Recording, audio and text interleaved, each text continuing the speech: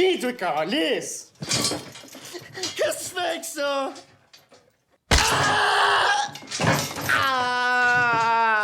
Sweet, please! Sweet,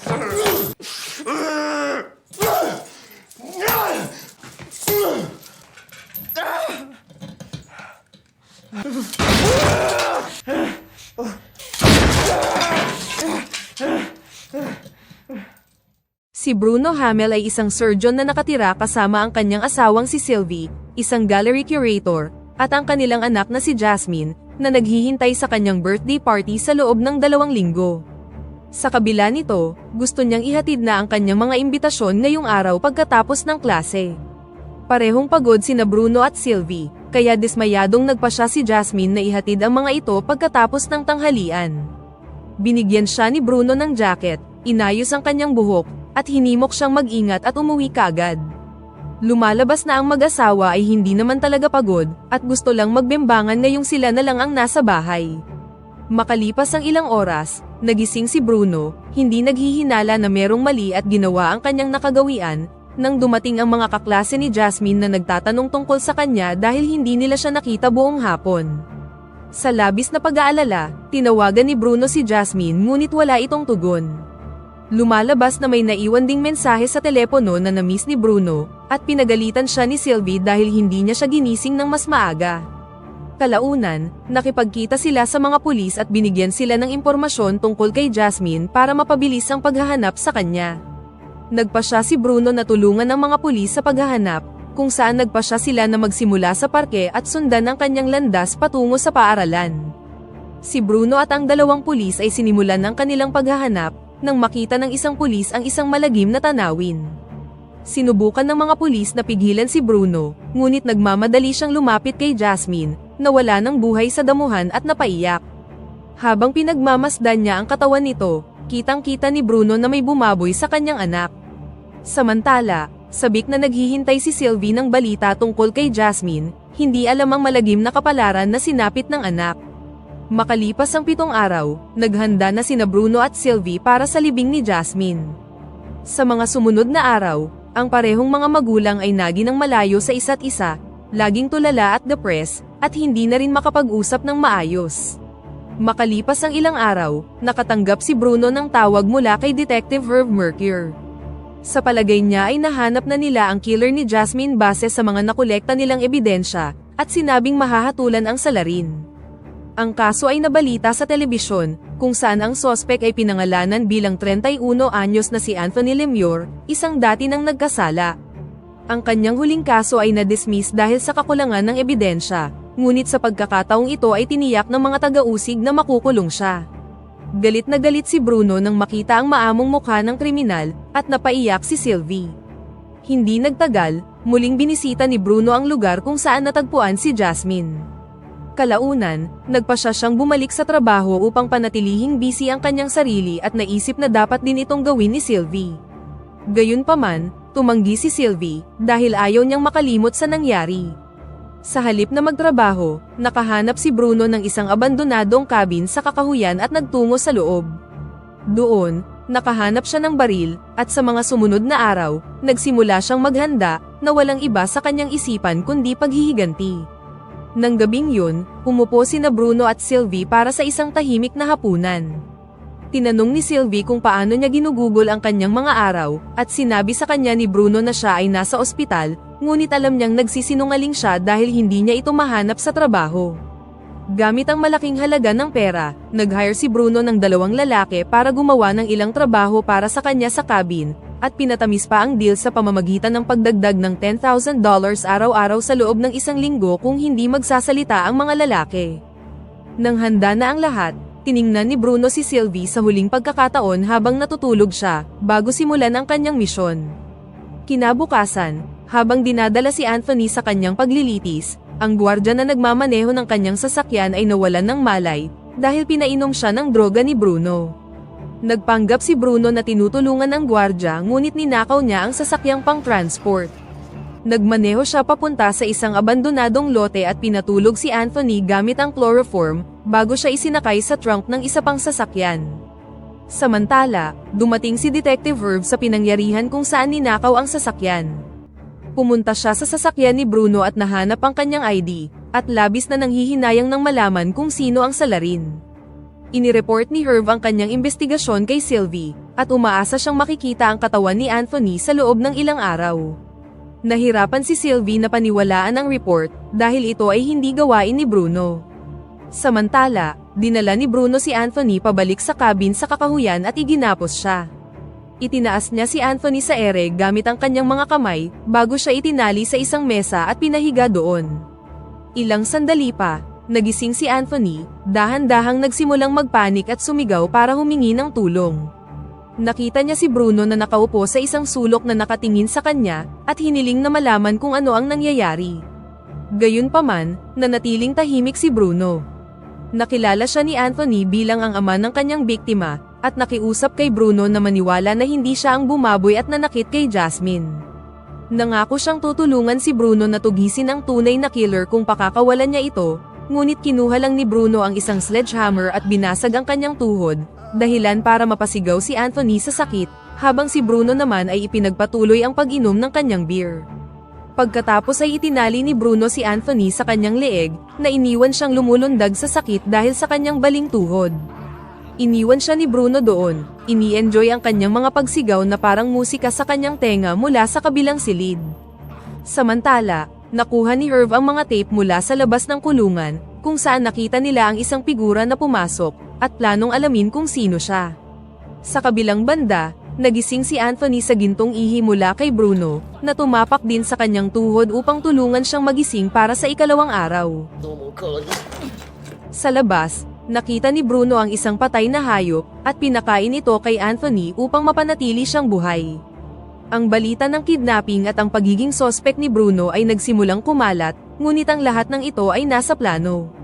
Tinawagan ni Bruno si Sylvie, sinabi sa kanya ang tungkol sa pagdurog sa tuhod ni Anthony, at sinabi sa kanya na turn na niya para magbigay ng parusa sa kanya. Gayunpaman, gusto lang ni Sylvie na umuwi na si Bruno, ngunit naniniwala si Bruno na may utang siya kay Jasmine, at binabayaran niya ito sa pamamagitan ng buhay ni Anthony.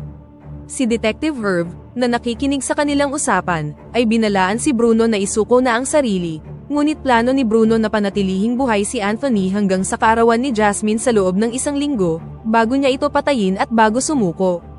Naiintindihan ni Detective Herb si Bruno, dahil ang kanyang asawa ay walang awa ding pinatay ng isang thug. Nang marinig ito, tinanong lang siya ni Bruno kung nagiging totoo ba siya sa kanyang sarili at sa kanyang asawa. Matapos ibaba ang tawag ni Bruno, hindi na siya matrace ni Detective Herb. Pagkatapos ay bumalik si Bruno kay Anthony. Hinawakan niya ang kanyang shotgun at nais nang patayin si Anthony ngayon, ngunit nagpaputok lang siya malapit sa kanya, na naging sanhi para mapasigaw si Anthony sa takot. Samantala, nasa bahay si Detective Herb nang gumulong ang kanyang wedding ring sa ilalim ng pinto ng kwarto ng kanyang asawa.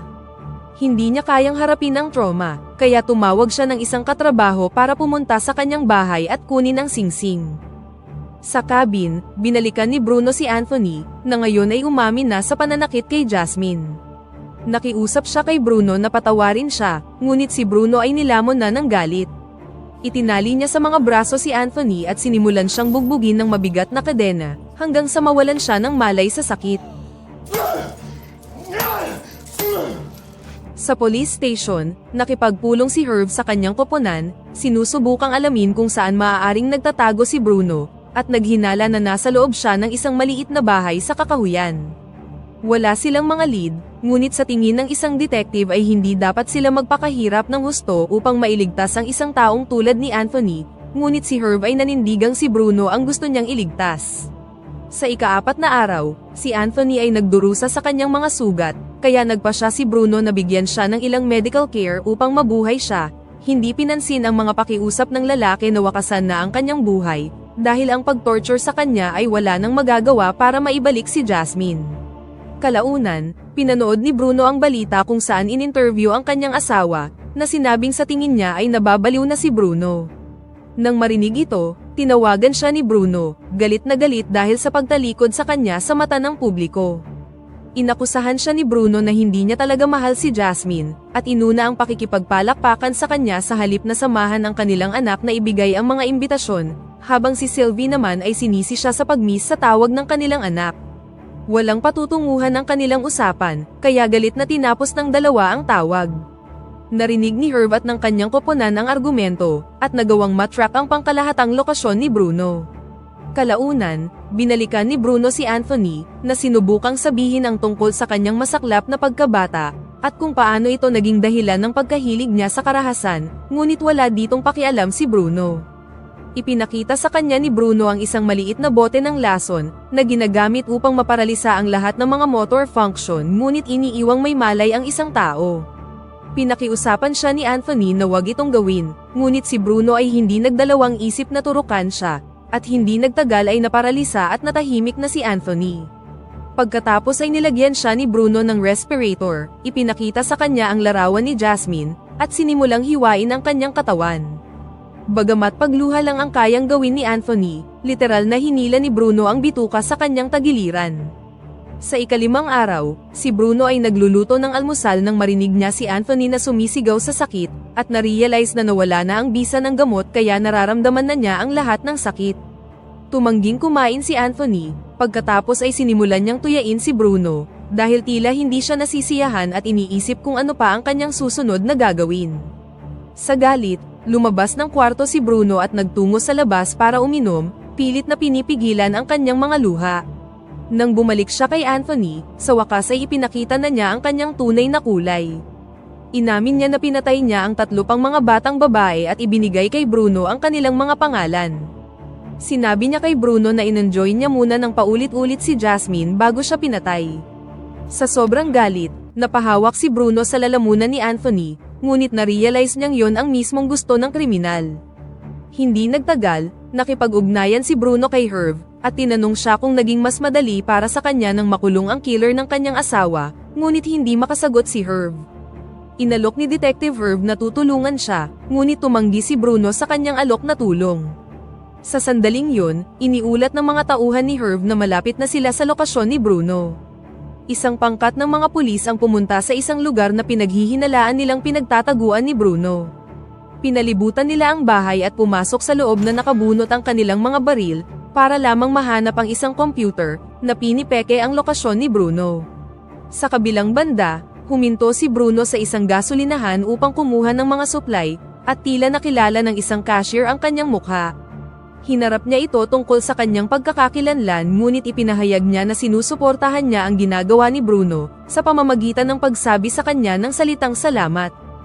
Tila nag-motivate ito kay Bruno, at bumalik siya kay Anthony na may hawak na scalpel.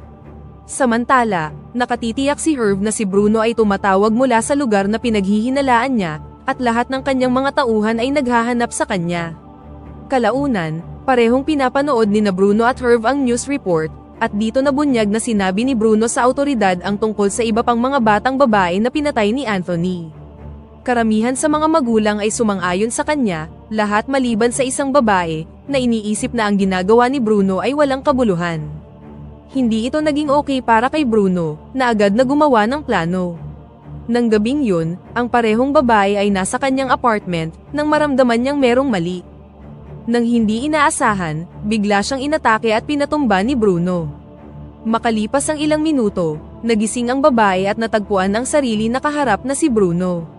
Sinabi sa kanya ni Bruno na kaya niyang magbigay ng ganoong komento dahil hindi pa niya nakakaharap ang pumatay sa kanyang anak. Lumalabas na totoo ito, at kinaladkad siya ni Bruno upang makita si Anthony, habang ang babae naman ay nagpupumiglas at tumangging makita siya. Kinaladkad siya ni Bruno para makita siya, pagkatapos ay iniabot sa kanya ang isang martilyo, at hinimok siyang tapusin ang lalaking kumitil sa buhay ng kanyang anak. Gayunpaman, tumanggi ang babae, kaya ikinulong siya ni Bruno sa loob ng silid, at pinilit siyang harapin ang kanyang pagiging denial. Makalipas ang ilang minuto, bumalik si Bruno para kunin siya, at nag-usap ang dalawa. Pinaalam ng babae na nabura na niya si Anthony sa kanyang isipan at nag-move on na sa kanyang buhay, ngunit sa tingin ni Bruno ay imposible ito. Iniisip ng babae na ang pagpapahirap ni Bruno kay Anthony ay para lang pagpatay muli sa kanyang anak na babae. Nang marinig ito, hindi na napigilan ni Bruno ang kanyang galit at sinuntok ang babae, dahilan para matumba siya. Pagkatapos ay iniwan niya siya sa gilid ng kalsada, at iniwan ang kanyang sasakyan sa isang kalsada malapit sa cabin. Nang gabing yun, sinimulan ni Bruno na sirain ang lugar dahil sa galit at pagkadismaya, habang nakatingin sa walang malay na katawan ni Anthony sa sahig. Kalaunan, ang babaeng dinukot ni Bruno ay pumunta sa pulisya, at nagbigay sa kanila ng impormasyon tungkol sa nangyari sa kanya. Hindi nagtagal, nahanap ng isang pulis ang sasakyan ng babae at inireport ito kay Detective Herb. Samantala, si Bruno ay nagkaroon ng pangitain kung saan nakita niya si Jasmine at sinubukang linisin siya. Sa panahong yun, natanggap na niya ang pagkamatay ng anak at hindi mapigilang mapaiyak. Samantala, ang mga pulis at mga reporter ay nagtipon hindi kalayuan mula sa cabin ni Bruno, at nagsimulang lumapit doon. Sa loob, sinabi ni Bruno kay Anthony na ngayon ay ang kaarawan ni Jasmine. Nang hindi inaasahan, nakakagulat niyang kinalagan si Anthony. Ilang sandali pa, dumating na si Detective Herb at mga pulis sa cabin, at hinimok nila si Bruno na isuko na ang sarili gamit ang isang megaphone. Si Bruno ay naglakad mula sa bahay at ibinigay ang kanyang sarili sa pulisya nang hindi lumalaban. Habang binabasa ng mga pulis ang kanyang mga karapatan, tinanong ng isang reporter kung sa tingin niya ay tama ang ginawa niyang paghihiganti. Sumagot si Bruno na hindi, ngunit nang tinanong siya kung pinagsisisihan niya ang kanyang mga aksyon, sinabi niya sa kanila na hindi, at dito na nagtatapos ang pelikula. Pakipindot naman ang like button kung nagustuhan mo ang pelikula at kung hindi naman, pindutin mo ng 2 beses ang dislike button para lang makasiguro.